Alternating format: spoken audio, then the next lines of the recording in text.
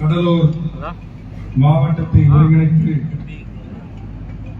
பல்லாயிரக்கணக்கான உறவுகள் ஒன்று கூடி பாசிச நரேந்திர மோடி அரசின் இந்த மக்கள் விரோத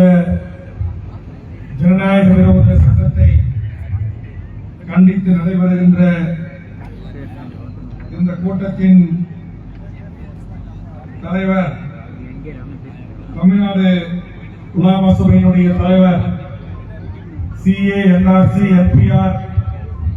எதிர்த்து தமிழ்நாடு முழுவதும் நடந்தபோது வாய்ப்பு கிடைத்த அனைத்து மாவட்டங்களிலும் என்னை அழைத்து என்னோடு அருகாமையில் அமர்ந்து நான் வாங்கிய வழக்குகளிலும் அவரும் வாங்கி தமிழ்நாடு முழுவதும் ஒரே நேரத்தில் லட்சக்கணக்கான இஸ்லாமிய உறவுகள் கூடி தமிழ்நாட்டின் பல்வேறு மாவட்டங்களில் நடத்திய போதும் நம்முடைய கடலூர் மாவட்டத்தினுடைய இஸ்லாமிய உறவுகளின் அன்பான அழைப்பு ஏற்று வருகின்ற மதிப்பிற்குரிய காஜா மொய்தீன் பாய் அவர்களையும் வர இருக்கின்ற மாண்புமிகு அமைச்சர் பெருமக்களையும் வர இருக்கின்ற விடுதலை சிறுத்தைகளின் தலைவர் அண்ணன் திருமா அவர்களையும் வந்து அமர்ந்திருக்கின்ற நாடாளுமன்ற உறுப்பினர் டாக்டர் விஸ்வபிரசாத் அவர்களையும் என்னோடு சட்டமன்றத்தில் சட்டமன்ற உறுப்பினராக பணியாற்றுகின்ற அருமை அண்ணன் இனிக்கோ இருதராஜ் அவர்களுக்கும் நகர மன்றத்தினுடைய தலைவர் அருமை நண்பர் ராஜேந்திரன் அவர்களுக்கும் இந்த நிகழ்ச்சிக்கு அவசியம் வர வேண்டும் என்று அன்பு கட்டளையிட்டு அழைத்த அருமை அண்ணன் ஜாகிர் ஹுசேன் அவர்களுக்கும் அருமை மௌலானா அப்துல் ரஹ்மான் அவர்களுக்கும் ஆபலின் அவர்களுக்கும் மார்க்சிஸ்ட் கம்யூனிஸ்ட் இயக்கத்தின் உதயகுமார் அவர்களுக்கும் இந்திய கம்யூனிஸ்ட் இயக்கத்தின் MK பாஸ்கர் அவர்களுக்கும் இன்னும் இந்த நிகழ்ச்சிகளில் இடம்பெற்றிருக்கிற எண்ணற்ற என் இஸ்லாமிய உறவுகளுக்கும்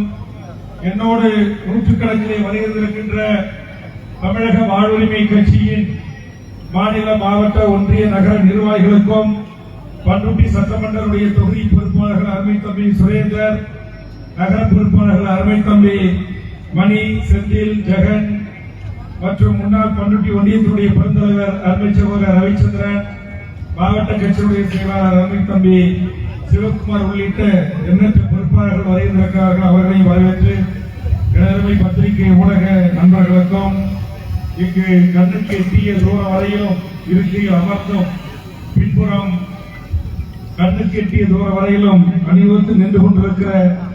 அனைத்து உறவுகளுக்கும் இஸ்லாமிய பெரியவர்களுக்கும் என்னுடைய அன்பான வணக்கத்தினை பதிவு செய்து இங்க பொதுக்கூட்டத்தில் பேசுறதை விட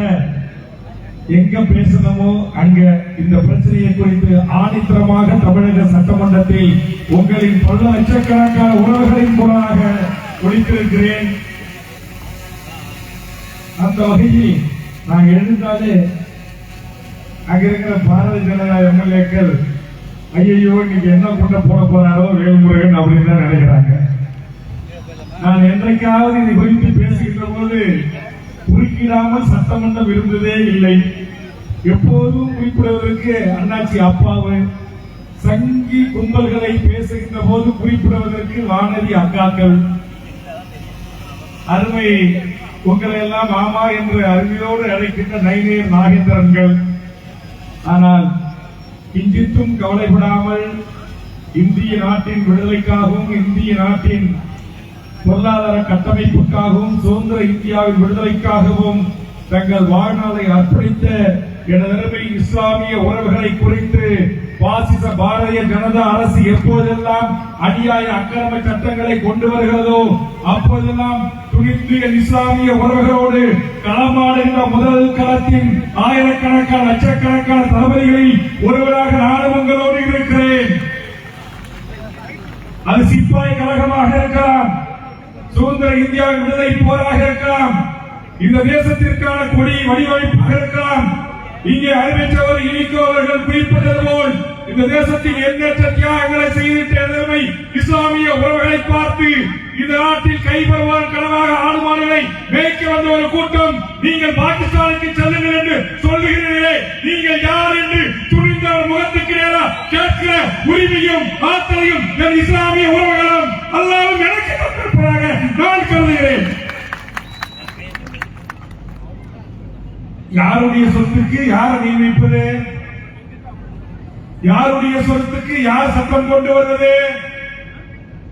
இங்கே 115 திருத்தங்கள் என்று சொன்னார்கள். நம்முடைய பெரியவர்கள் வெளியிட்டிருக்கிற துண்டறிக்கை 115 திருத்தங்களை கொண்டு வந்தால் அது ஒரு சட்டமாக என்று கேட்டார்கள். இந்திய நாட்டை ஆண்டு கொண்டிருக்கிற உள்துறை அமைச்சர் அமித்ஷா அவர்களே, இந்திய நாட்டுடைய தலைமை அமைச்சர் நரேந்திர மோடி அவர்களே, கொஞ்சம் மனிதநேயம் இருக்கிறதா? உங்கள் நெஞ்சத்தில் ஈரம் இருக்கிறதா? என் தாய் தமிழ்நாட்டில் இருக்கிற லட்சக்கணக்கான இஸ்லாமிய உறவுகள் சென்று உழைத்து சம்பாதித்து பொருளீட்டி கொண்டு வந்து இந்த குடும்பத்தை காப்பாற்றுகிறார். ஆனா நீங்க ஒவ்வொரு பயணமா போய் மலேசியாவும் சிங்கப்பூர்லையும் துபாயிலையும் அபுதாபிலையும் குவைத்திலும் அங்கே எங்கள் இஸ்லாமிய மன்னர்கள் சேர்த்து வைத்த தங்கங்களையும் ஆபரணங்களையும் வாங்கி இந்து கோயில்களை கட்டிக் கொண்டிருக்கிறீர்களே, அவர்கள் கட்டிக் கொடுக்கிறார்களே, அப்போது ஒரே ஒரு கணம் உங்கள் இதயத்தில் பாங்கு வரக்கூடாது, பள்ளிவாசல் இயக்கக்கூடாது, ஊர்வலம் வரக்கூடாது என்றெல்லாம் சொல்லியிருக்கிறீர்களே, உங்கள் மனதில் ஈவு இரக்கம் கொஞ்சம் கூட இல்லையா? அங்க போய் கட்டி பிடிச்சு, அங்க போய் அவரை முத்தம் கொடுத்து எப்படி தொழில் செய்து விட்டு இஸ்லாமியர்கள் மாறோடு மார்போடு அழைப்பார்களே, அப்போது உங்களுக்கு